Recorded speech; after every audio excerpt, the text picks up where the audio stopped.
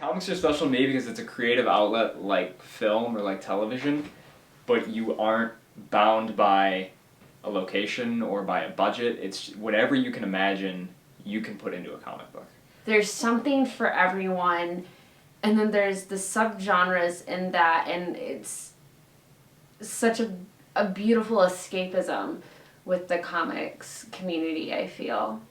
Embrace it because it's awesome, and maybe you should go buy your own. It's like $2. Go buy your own. You're gonna love it.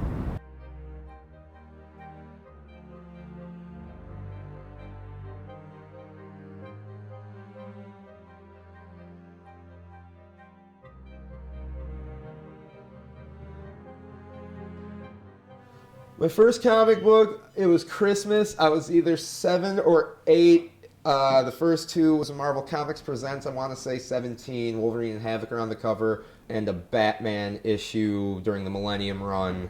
The first shot of it is Jim Gordon hanging over his office window and putting a gun on Batman's head. And I'd seen the Batman movie prior to that in the Adam West series, so I knew that wasn't supposed to happen, so automatically it was like, oh, this is freaking weird and cool. And being an 8-year-old seeing Wolverine for the first time, like he's got a foot of freaking metal hanging out of his... He's gonna stab his... So pretty much off Jump Street, I was hooked immediately. When I was 5 or 6 years old, you know, we had dinner television. What my family watched is we watched the 1960s Batman television show, and that's what we watched every night at dinner. And I remember my very first crush was Robin from Batman and Robin as a little girl. Chris O'Donnell. Yeah, Chris O'Donnell. I was in love with him.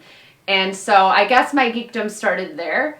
And I started getting into comics, I'd say Heroes, when the Heroes television show came out. That's when I started getting into the whole like actual reading. I have a pretty imaginative, illustrative imagination, I guess. Like when I read a regular book with just words, I see it. So to have a comic book, to be able to, you already have like your storyboard for your movie or whatever, you know. So it helps you, well, for me, it helps me imagine other things because you already have your groundwork on that and stuff, I guess. It seems like it would take a little bit away from the imagination or something like that, but I don't think it does. I think it directs it a little bit more, makes it a little more focused. When I was a kid, which is, you know, a young Zach, my dad owned a donut shop, and the convenience store right around the corner from there sold comic books. And I went in there and I would pick up like these Sonic the Hedgehog comics or whatever, and I don't remember anything about them, but I guess that's where it started. When I remember being really young, and my favorite movie was Batman Returns, which was probably a little bit dark for like a 4-year-old, but whatever. From there I went to Star Wars. I really didn't get into comics until the Green Lantern movie. Because before that it was mostly... I'm so sorry. Well, before that it was mostly Batman or Superman or Spider-Man movies, and I had watched all those TV shows as a kid. But I didn't know anything about Green Lantern, so I was like, I gotta pick up comics, I gotta figure out what this guy is before I go in there. And then that's how I got into comics, and then I abandoned the movie.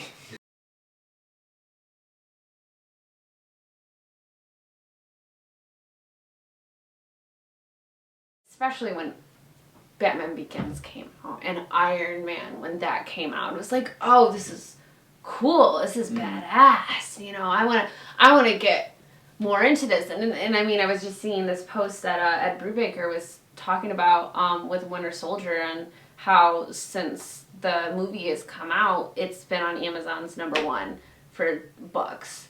And so that means the whole world is buying this graphic novel because of a movie. So that's really cool.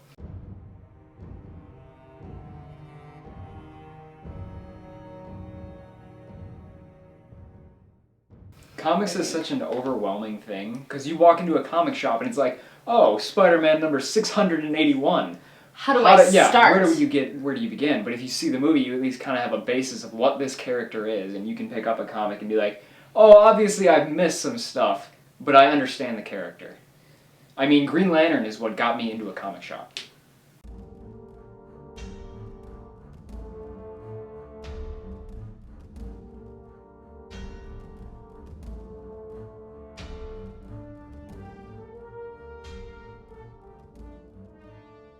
I was planning for our year anniversary, and that whole summer I hunted down like 50 or 60 It's probably closer to 50.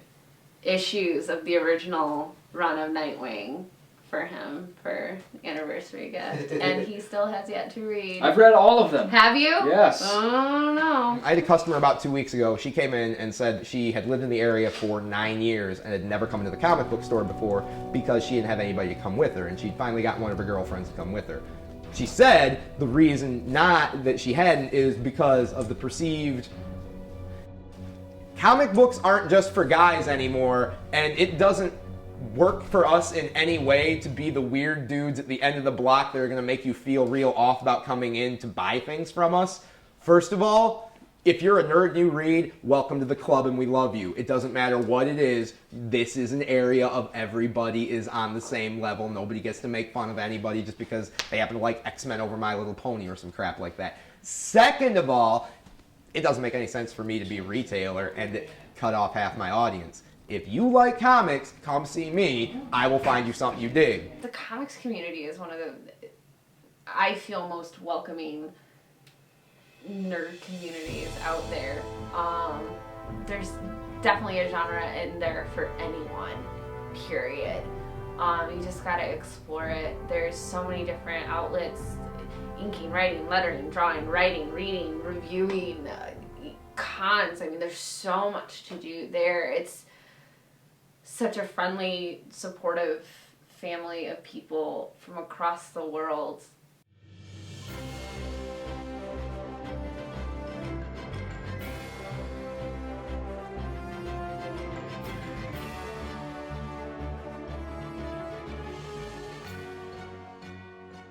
I have my specific comics, my specific genres that if, like Sandman, that's one of my all-time favorites. Neil Gaiman's a god.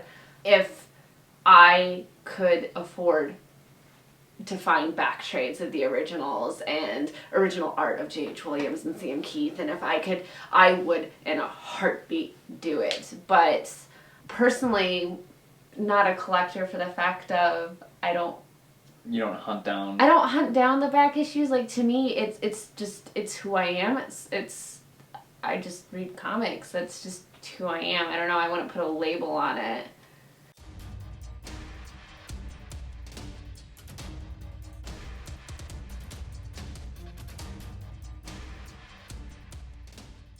Marvel hands down has better art. And I would say DC has better writing. I agree. And I think it's been that way for a long time. I think it's been that way for a long time. I think there's a lot of things that Marvel wants to be like DC, and there's a lot of things that DC wants to be like Marvel. Marvel's more current, I would say, is a word you would use for them, although DC's New 52 took a big stab at bringing them back into the current. How do you pick one of your children? It's such a cool industry. It's such a supportive industry. Very supportive industry, very communal.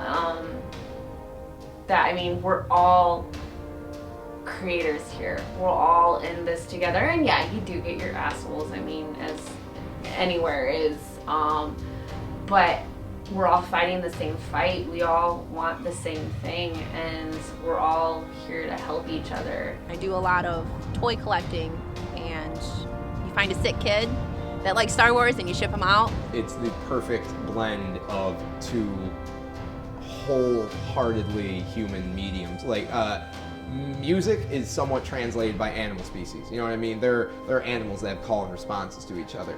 Writing and art, visual medium, that's entirely ours, and comics are the only blend of those two things perfectly. It's entirely its own medium. It's relatively one of the first great American mediums, so it's like jazz in that respect. It's the only place that you really find hardline, like, lessons of modern day heroism, or like the archetypical Greek myth and whatnot. You don't find Thor and Hercules in books anymore. Kids don't really do that. If you see it in a movie, it's kind of watered down, but I got the reel for you. I can't think of a better lesson in life than with great power comes great responsibility, and that's entirely comic books. So, why are comics important? Because they are.